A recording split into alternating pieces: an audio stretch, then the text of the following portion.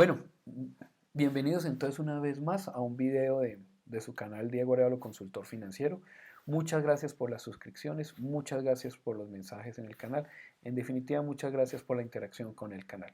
Yo hoy quiero hablarles de un tema que ya es recurrente en el canal, que ustedes pueden ver ahí, que hablamos sobre la importancia y el valor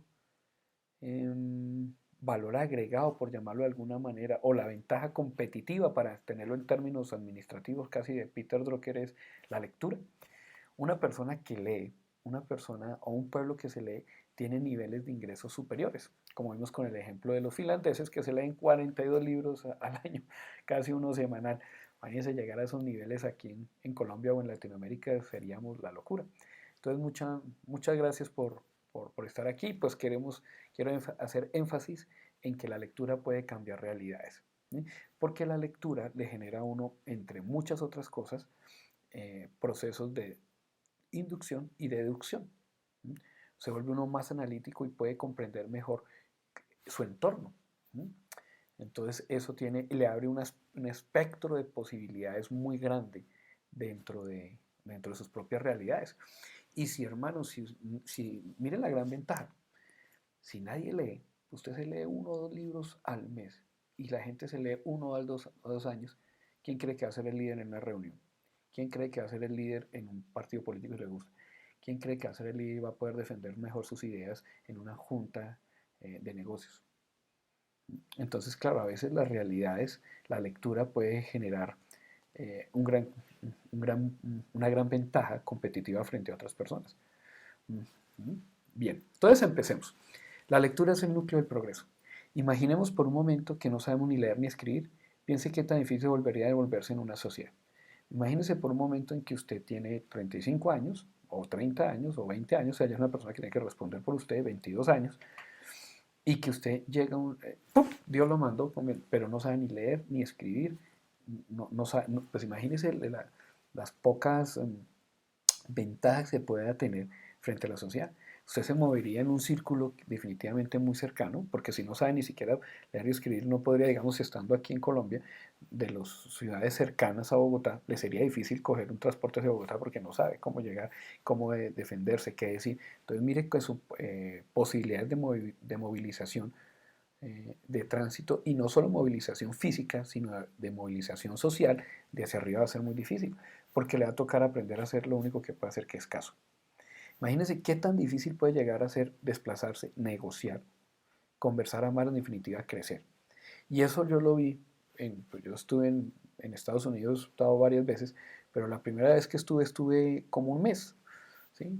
Y pues claro, mi inglés es muy malo y tratar de hacerme comprender era muy difícil. Entonces yo lo que hacía era anotar en un papelito como yo pensaba que se decía, y ir y pedir allá y bueno, por la caja registradora, y pues me pude defender. Y con el tiempo imagínense los inmigrantes que llegan sin idioma a los Estados Unidos, o sea, cuántos colombianos y cuántos latinoamericanos llegan allá sin idioma, pues les queda muy difícil, y a veces lograr movilizarse socialmente, ascender en las escalas sociales queda muy difícil porque no aprenden el idioma, porque se reúnen o se relacionan solo con personas de su misma condición, es decir, personas inmigrantes que tampoco tienen el idioma. Entonces les queda muy difícil y definitivamente no progresa. Lo que hacen es, pues por el cambio de dólar, o sea, se me fue la palabra, sí, el cambio de moneda de dólares a pesos o a la moneda de sus países, pues con eso pues están diciendo, me estoy ganando $10 al día, lo que en mi país me estaría ganando en una semana, y pues con eso pueden enviar dinero a eso, pero difícilmente pueden ascender. Cuando logran conectarse, cuando logran aprender el idioma, pues la cosa les cambia para ellos, independiente si tengan o no papeles. No, pero lo que quiero mostrarles es que si no tuviéramos la lectura, si no pudiéramos leer y comprender las cosas básicamente que tenemos, pues difícilmente podríamos desempeñarnos óptimamente dentro de la sociedad. Y lo que le quiero decir es, ¿a quién le sirve una sociedad inculta? Hace muchos años, un gran amigo, de hecho fue el que me diseñó la página web, no, la portada del libro, perdón, la portada del libro, pues siempre teníamos la tradición con él, que cuando yo veía un profesor muy bueno en mi universidad, le pedía permiso para traerlo a él y que recibiera la clase. Y él cuando encontraba clases muy buenas en su universidad también me llevaba para asistir. Y yo recuerdo que fuimos una clase, a mí me provocaba coger ese tablero y llevármelo. En ese entonces no habían celulares con cámara, si no le hubiera tomado cámara yo hubiera grabado. ¿Qué tipo? Eso es un intelectual de verdad. Esa clase fue maravillosa. En ese salón habían como unas 50, 60 personas y el profesor se echó un carreto que duramos como, que yo creo que como 2 semanas o más o 2 meses eh, mmm, digeriendo y hablando de lo que el tipo hizo. Pero hay una experiencia ahí en esa clase que a mí no se me olvidó. Era una universidad del Estado, entonces las reglas son un poco más laxas que en otras universidades. Y había una gente que entró drogada, eh, con severos y con claros indicios de estar bajo efectos alucinógenos, y alguna gente que estaba borrachita. Y el tipo igual se tiró el carreto y con los que estaban ahí, pues les dijo, pero él dijo algo muy interesante, le dijo, ¿usted quién cree que les favorece que usted sea adicto a cualquier droga? Al alcohol, eh, a las drogas. ¿Mm? ¿A qué usted quién cree que le está sirviendo? Dice, pues a las mismas personas que manejan el Estado y con eso usted no tiene mayores elementos para pelear contra ellos y a que eliminar el statu quo. Y se echó un discurso con referencias históricas y con la cosa, y a mí eso me quedó claro. Claro, ¿a quién le sirve una sociedad inculta que no lee? Pues a los que tienen el poder. Porque si usted no puede, no tiene argumentos para defenderse, no tiene cómo, pues el otro, como dice el dicho, ¿eh? En tierra de tuertos, en tierra de ciegos el tuerto es rey. Entonces piensa en un momento por eso, que si no logramos mejorar nuestra cantidad de lectura, o cantidad de horas de lectura, y seguimos pegados al televisor, analizando lo que ellos nos ponen. De hecho hay un ejercicio que he querido hacer y el problema ha sido falta de constancia en hacerlo. Yo creo que las noticias son repetitivas. Es decir, toca hacerse un calendario de noticias de los canales nacionales en Colombia, porque yo a veces veo que las noticias se repiten. Entonces, en enero o febrero nos ponen aquí en Colombia eh, los útiles inútiles de los colegios y dura 1 o 2 meses diciendo así, los colegios piden qué cosa. Cuando vas arreglando Semana Santa, entonces nos hablan con cosas. Después nos hablan de tragedias y nos tienen unos temas totalmente triviales cuando las cosas de verdadero valor no nos las enseñan. ¿Sí? Entonces piensa en eso que decía el profesor en esa clase. ¿A quién le conviene una sociedad inculta? Pues a la gente que maneja el poder. ¿Y quiénes son esos? Al político de turno y sus amigotes. ¿Mm? Son pocas las familias, como vimos en un video, que manejan los poderes y en casi toda Latinoamérica se da. Pero como nosotros no tenemos herramientas y muchas personas, claro, como tienen poco acceso se les vuelve un círculo eh, vicioso. No estudian, por lo tanto no mejoran su ingreso. Al no mejorar su ingreso, no pueden estudiar y así se va por generaciones. Y tiene que llegar un momento, un esfuerzo mayúsculo para que eso sea. ¿No les parece que nos enseñaron solo a leer y a escribir solo para crear una base trabajadora pseudo calificada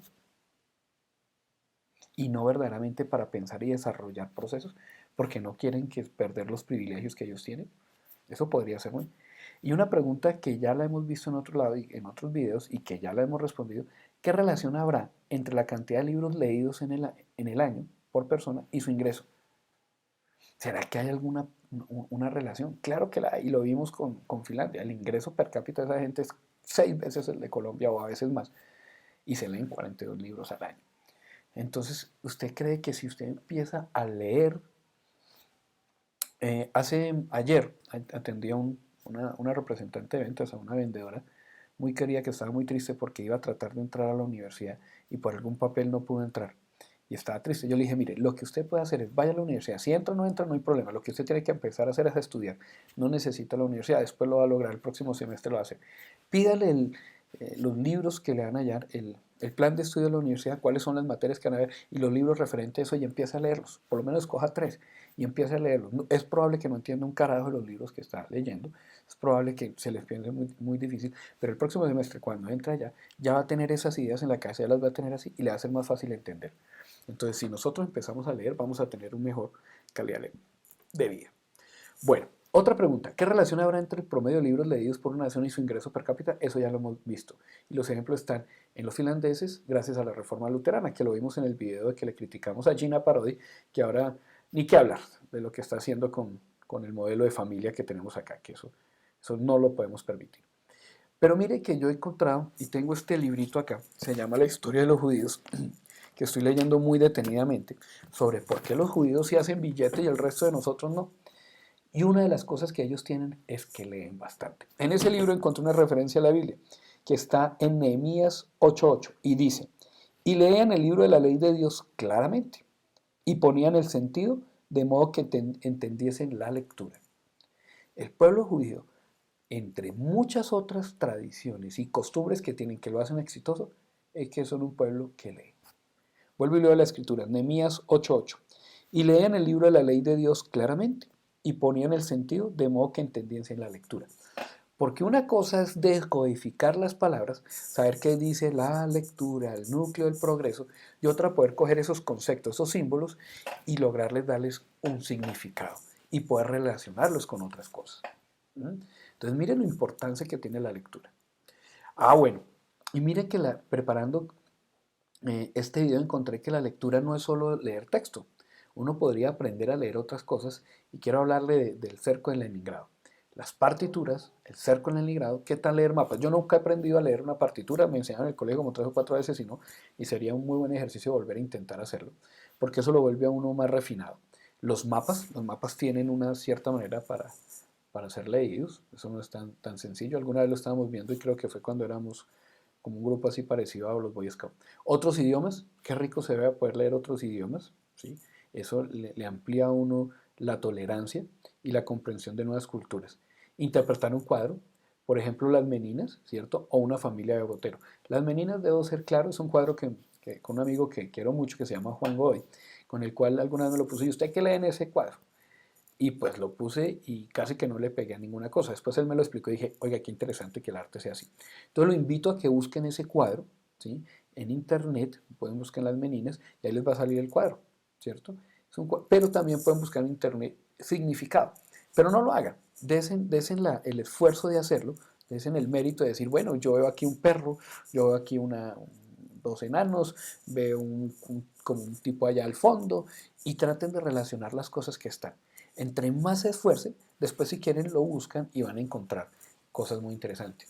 Y pongo la familia de Botero porque yo siempre ponía a Botero y decía, pero ¿qué mérito tiene pintar gordos? Pues entonces yo voy a pintar flacos y ya con eso hago plata.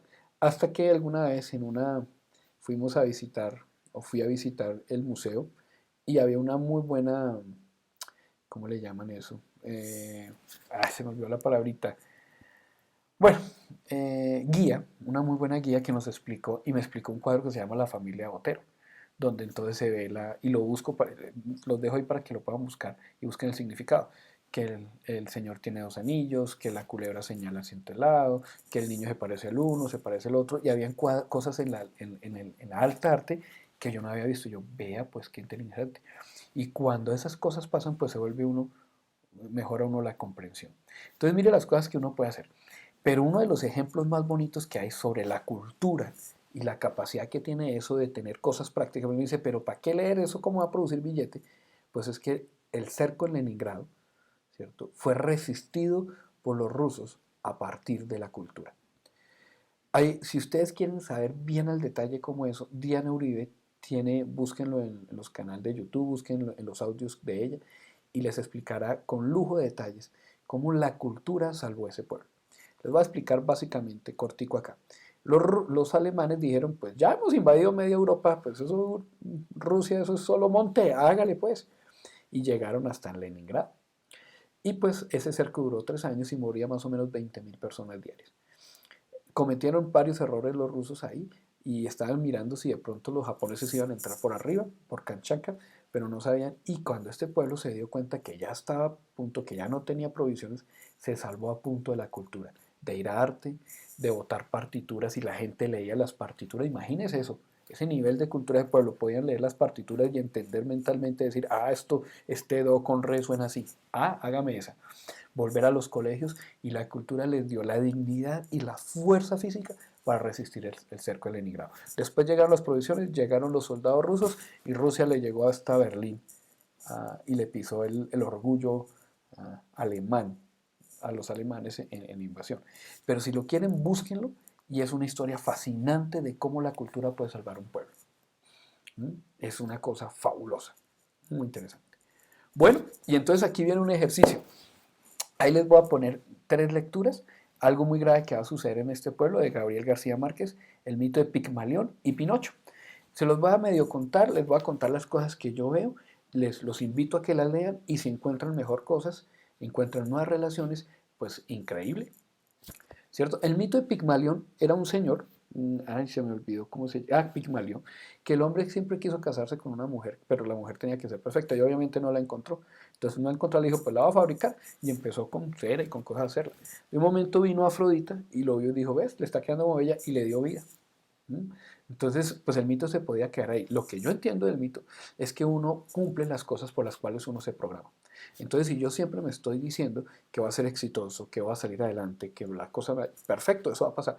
Pero si siempre me estoy repitiendo es que soy un fracasado, es que nadie me quiere, todos me odian, voy a comer un gusanito, pues esas cosas también van a pasar. Luego viene, y fue el último, lo puse de últimas porque fue el último que encontré Pinocho, pero cronológicamente sale primero Pinocho.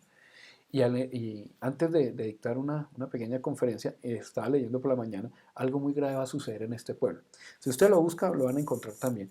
Y es que una señora un día en la mañana, una señora se levanta y dice, oiga, hoy amanecí diciendo como que algo grave va a pasar en este pueblo y le cuenta a sus 2 hijos, uno se va a jugar billar, no puede hacer la tacada, le dice, mi mamá se me dijo que algo muy grave iba a pasar en este pueblo. El otro amigo se va para donde la carnicería, le cuenta el de la carnicería, el de la carnicería vuelta al chisme, y bueno, y a la final, por no alargarles el cuento para que lo puedan leer y buscar, pues se terminan quemando el pueblo, ¿cierto?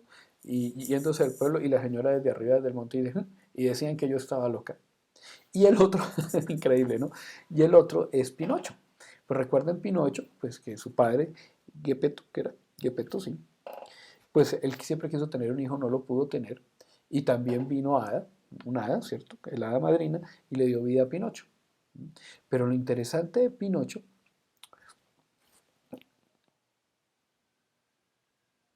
bueno, lo interesante de Pinocho, ¿qué cosa después es mucho, ¿no? Que se le crecía la nariz, que habían otras cosas, pero lo interesante de donde va es que Pinocho coge vida, ¿cierto? ¿Y cómo nace? O cómo hace? Se vuelve totalmente un niño. Entonces relacionamos las 3 cosas.